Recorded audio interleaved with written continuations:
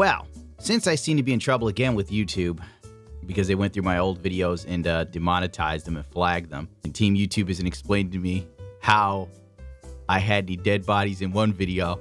In the other video, they were like I was using racial slurs, talking about a bird, a magpie, have you. So whatever. I did naughty things somehow, even when I was following the rules. So let's do something that's going to get me in trouble anyway.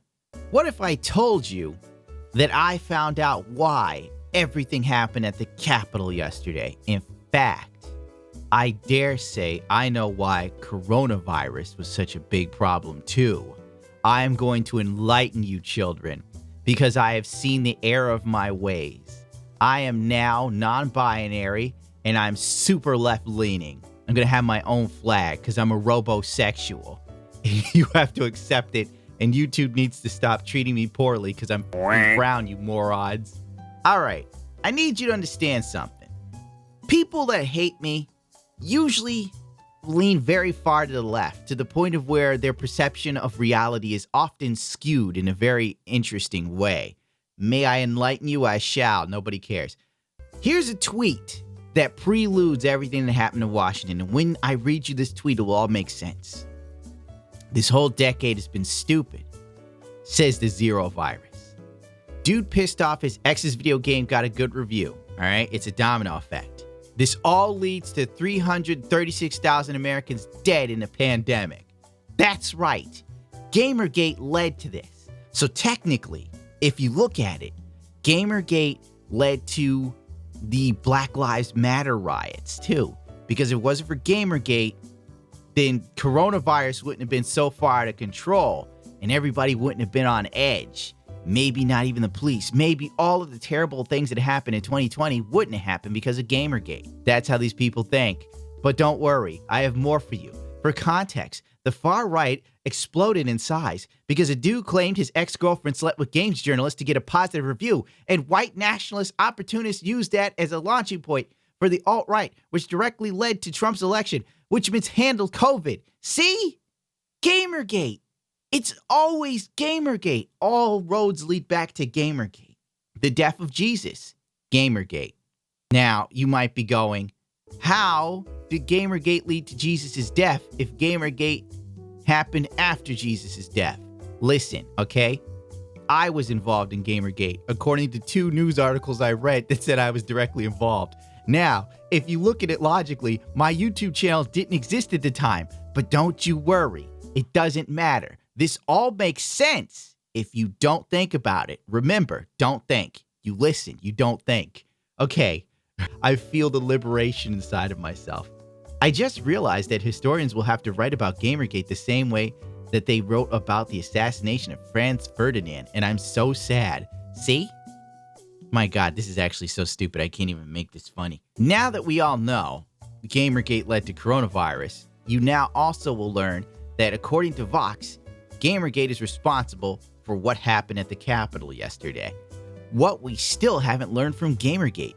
GamerGate could have armed us against bad actors and bad faith arguments. It didn't. Shit. How could we drop the ball so hard? In the wake of the storming of the Capitol building in January, you know whose supporters, because if I say it out loud, I could be demonetized because the YouTube system is on high alert for retardation. You don't believe me? You know, look up the 10 poll stream where they like blocked his chat, like just randomly, whatever. Bystanders on social media have plenty to say about the root cause contributing factors that may have led to the flashpoint. Not even going to get into it because we're not supposed to think. Remember that. It all makes sense. Don't think. Among these was GamerGate, the year-long harassment campaign from 2014 to 2015 that eventually became, this is so stupid, that like everything is GamerGate. It really is. Like genuinely, it's like, is there nothing left for these people? Like the people who are involved in GamerGate are still talking about GamerGate. Like DSP still talks about how he was like the number 4 player in Evo. Or when like every time he has some sort of problem, DSP goes right back to, in 2010, I lost my job at the helicopter factory and I didn't know what I was going to do. And then I started pursuing YouTube and blah, blah, blah. And it's the same thing over and over again. But the difference is DSP is seen as a pariah and these people are seen as some sort of like paragons of virtue, eventually subsumed into the greater rise of the alt-right movement online. This is basically trash journalism, in my opinion. Seeing some people say this in private to protect themselves, so I'll say it out loud. There's a direct line from the game industry and media's failure to addressing GamerGate to the right-wing terrorism we're seeing today, period.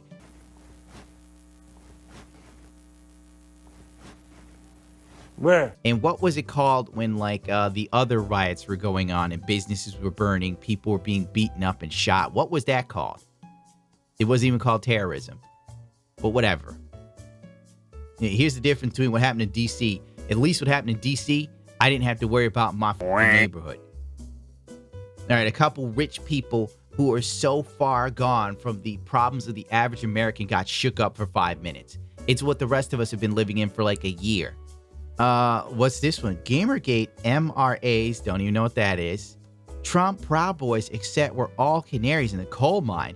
Y'all didn't pay attention or told us we were exaggerating.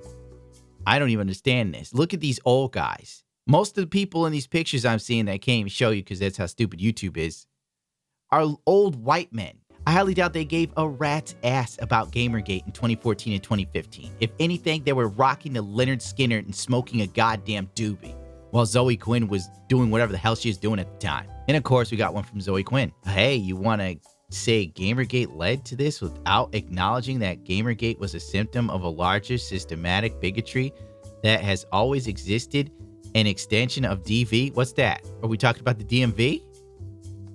And the failure of the online platform holders to act right.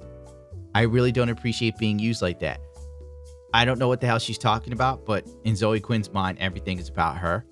Remember when she was flipping out over some game TV show where Ellen Page, when she was still Ellen Page, now she's Elliot Page.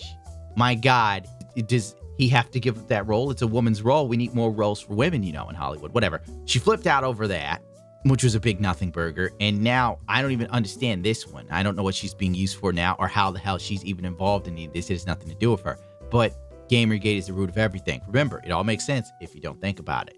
And the failure for platform holders to act right, which almost sounds like a dog whistle for platform holders to do more censorship. Remember, her and Anita Sarkeesian went to Congress and were trying to advocate for more online censorship and policing of people saying things they don't like, which literally would take the First Amendment and chuck it out of the window. And some people go, well, you can have freedom of speech, but not freedom from responsibility. Oh, shut up. If someone says you suck, why should they be in trouble for saying you suck? It's an opinion.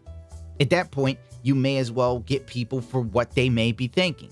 You can't prove what they're thinking, nor can you prove the intent, but it doesn't matter long as you have the power to punish them. Okay, let's have a social credit system like China. That's where we're heading. Can't wait for it, because it'll be as screwed up as YouTube and Twitter, where basically the credit system really relies on what you do with your time or what you believe.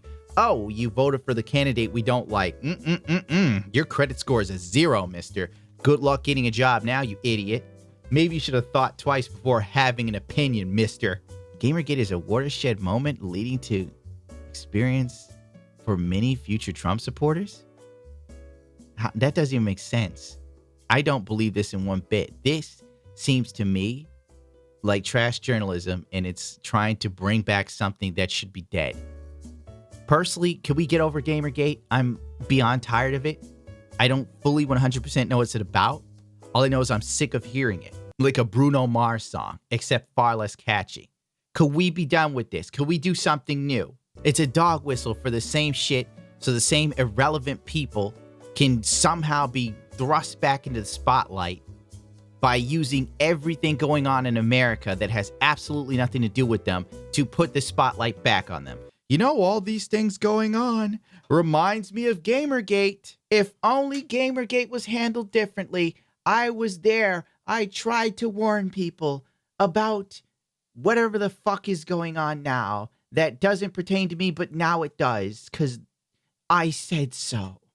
My God. Talk about holding on to your 15 minutes of fame 2 hours past expiration date.